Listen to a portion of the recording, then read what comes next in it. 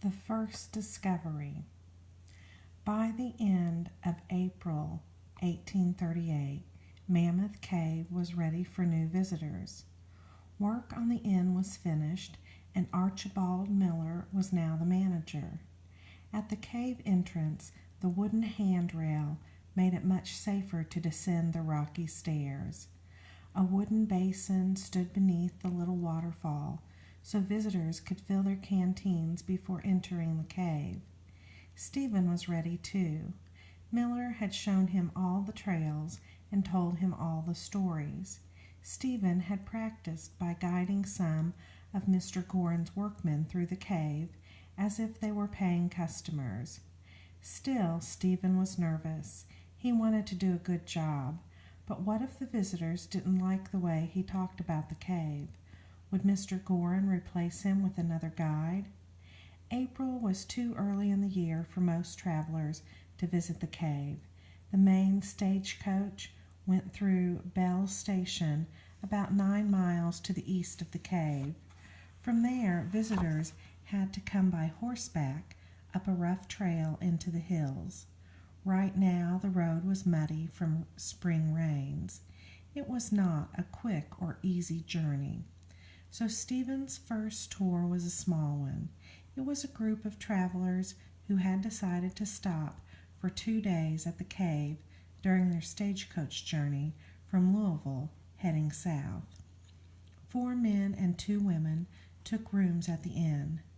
That evening, while Mr. Gorin socialized with the visitors, Archibald Miller called Stephen away from his supper. They met in the yard next to the kitchen. Chickens clucked around their feet. Miller handed Stephen a bundle. "This will be your guide uniform," he said. "Wear it whenever you lead a tour, and be sure you keep it clean. If you need something mended or replaced, tell Nita." Nita was the slave woman who cooked at the inn. Stephen received the bundle with delight. He had never owned a new piece of clothing.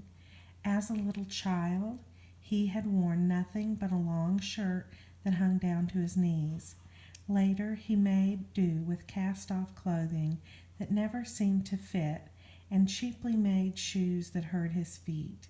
He wanted to look at the garments right then and there, but Archibald Miller had more to say. "You will treat every visitor with the deepest respect," the inn manager told him. "They are paying customers, but more than that, they have come a long way to see the cave. It may be the only time they ever come. If you do your job well, they will tell their friends and relations all about the tour, and our business will grow." Stephen bobbed his head. "I will do my best, sir." He meant it. He felt very lucky to be a guide rather than a field hand, or even a carriage driver or a house servant, who were much more respected than slaves who worked outdoors. He did not intend to fail at his job. In the morning, after breakfast, the visitors were ready for their descent into the cave. Mr. Miller led the chattering group down the hill to the entrance. Stephen was waiting by the top of the rocky stairs. He wore his new clothing, striped pants, a brown jacket, and a slouch hat. On his feet were the sturdy shoes Mr. Gorin had provided. Miller introduced him to the travelers. "This is our boy Stephen. I trained him myself, and he knows all the trails in the cave. You may feel safe and secure in his presence." Stephen bowed to the 2 young ladies.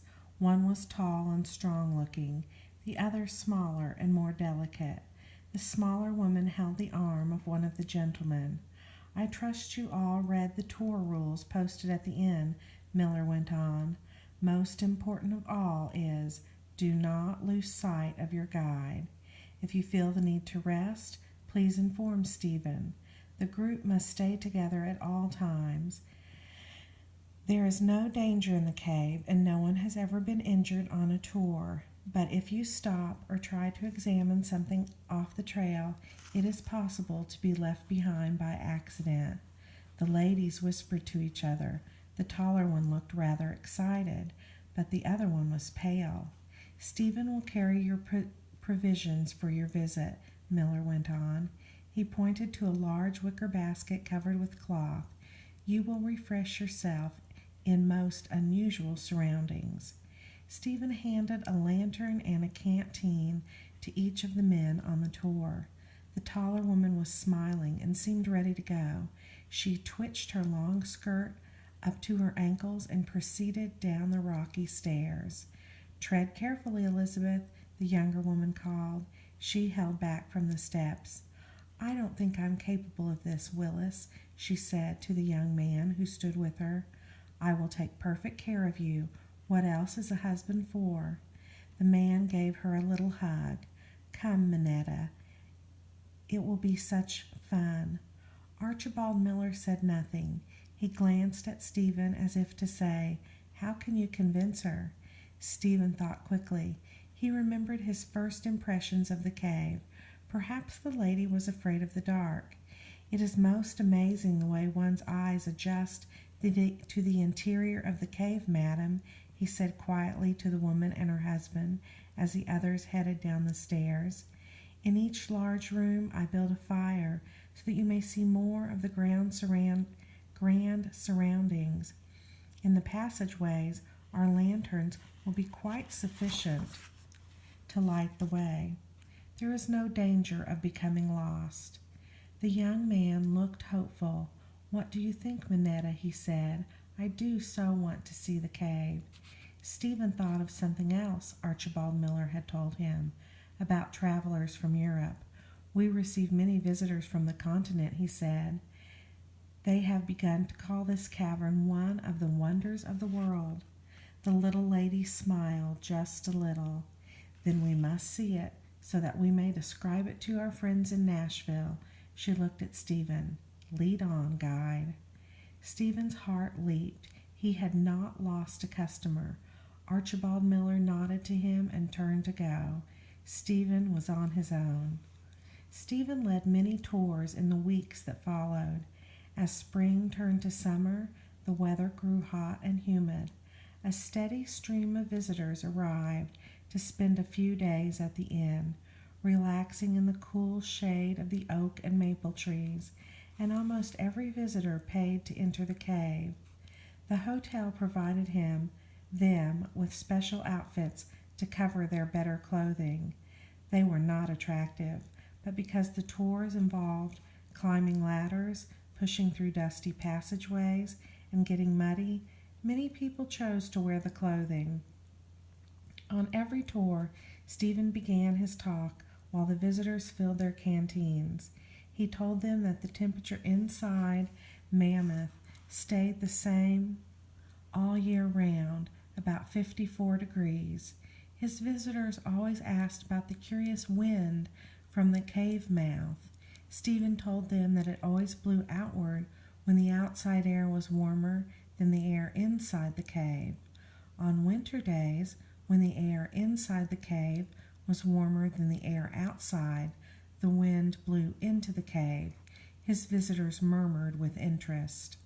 Stephen enjoyed answering their many questions. He had taken to carrying his lantern on the end of a long wooden stick so that he could hold it out to light objects a short distance away.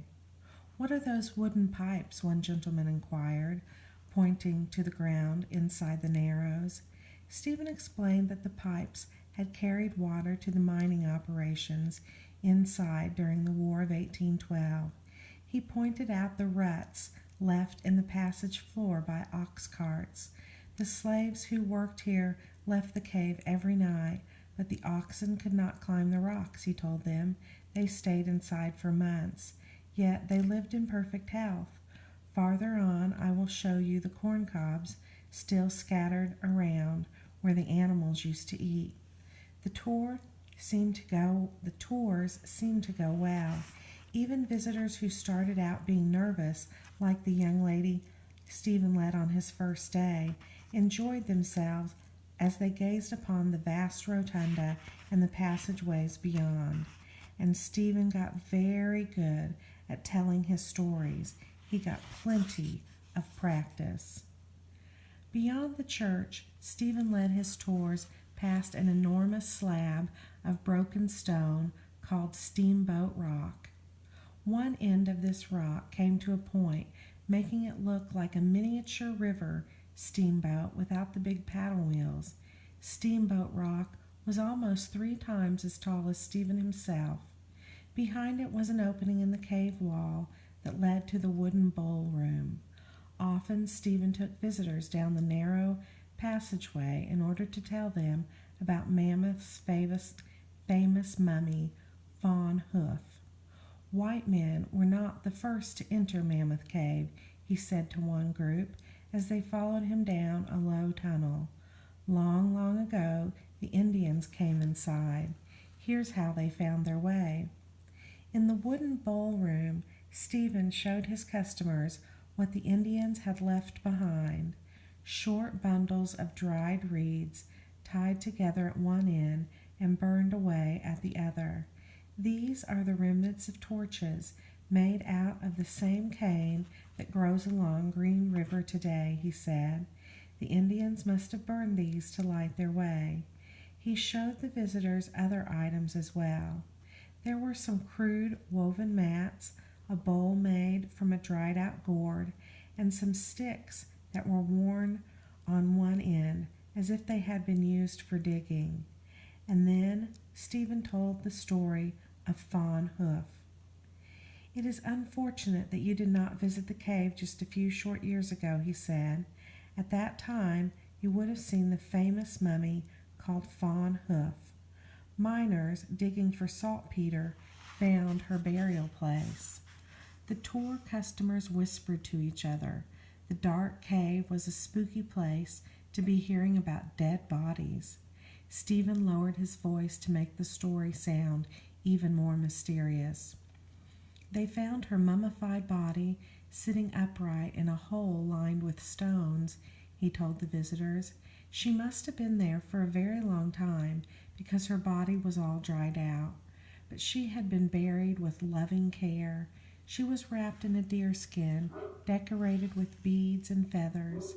Around her neck, on a leather string, hung the hoof of a young deer, and that is how Fawn Hoof received her name.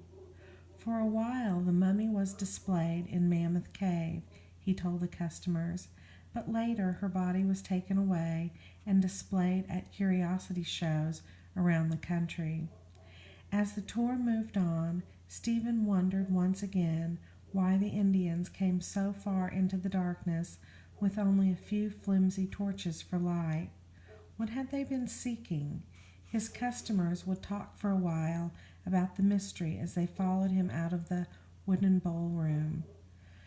A rocky natural staircase leading down from the wooden bowl room was called the Steps of Time. Beyond that was a series of rooms called the Deserted Chambers. Stephen warned the visitors to beware as he showed them Side Saddle Pit, Covered Pit, and finally, the most frightening chasm of all, Bottomless Pit. As they approached it, Stephen told his customers to stand still and wait for instructions. Then he held his lantern high. Now they could see that the rocky passageway they were following ended at a steep drop-off. Around the drop-off, walls rose steeply to a high ceiling. Those visitors who were brave enough to creep up to the edge of the drop-off could see no bottom below.